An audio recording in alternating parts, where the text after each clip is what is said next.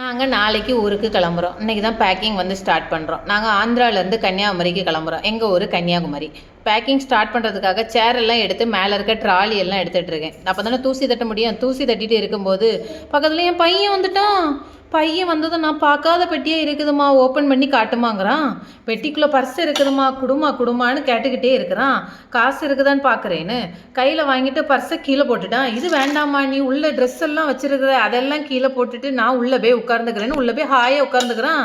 என் பையன் dress back பண்ணி தரதான் வரான்னு நினச்சி நான் பக்கத்தில் உட்கார வச்சு அவன் உள்ளே இருக்க ட்ரெஸ் எல்லாம் தூக்கி கீழே போட்டுட்ருக்கான். நம்ம எவ்வளோ நேரம் தான் பொறுமையாக இருக்க முடியும்? பிறகு பேக் பண்ணிக்கலான்னு ட்ராலியை க்ளோஸ் பண்ணிட்டேன். அதுக்கு பிறகு என் பையன் விடலை. எப்படியாவது உள்ளே இருக்கதை எடுத்து தான் ஆகணும். கடைசியில் எடுத்துட்டான்.